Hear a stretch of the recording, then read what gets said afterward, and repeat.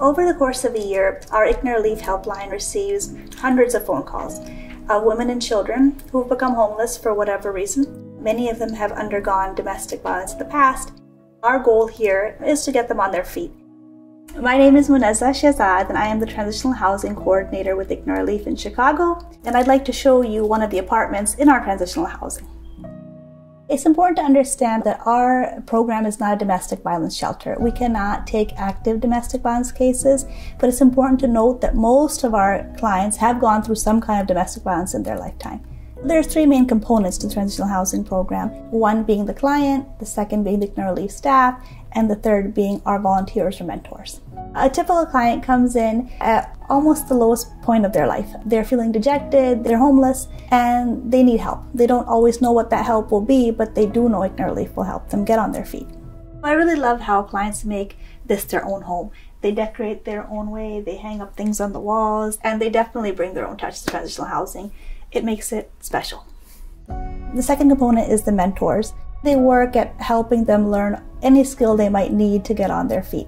Budgeting is one of our big skills because most of our clients don't even know how to write a check.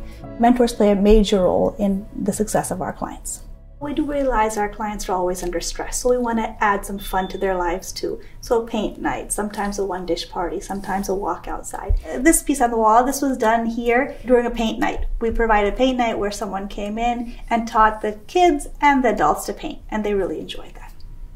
The third component is our ICNA Relief staff. That includes the case manager, it includes our clinical therapist, it can include our religious counselor, as well as our food pantry team. It's a whole team of people that works to make sure that the client is able to sustain themselves when they're through the program. So the kids are special. For example, I have two little girls who are currently in our transitional housing program.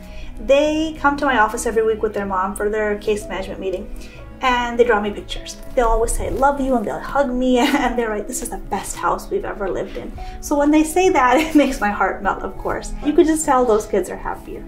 With the snow coming down, I'm remembering one of my clients who moved in on a very cold wintry day. It was freezing. And right when we walked into the building, she just started crying, tears in her eyes, and she said, "I feel so much peace here." I said, "But you haven't even seen your apartment yet." She said, "I just feel peace."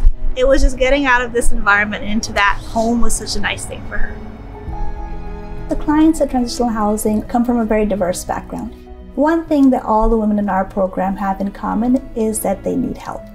That's where ICNA Relief steps in to help those clients get on their feet.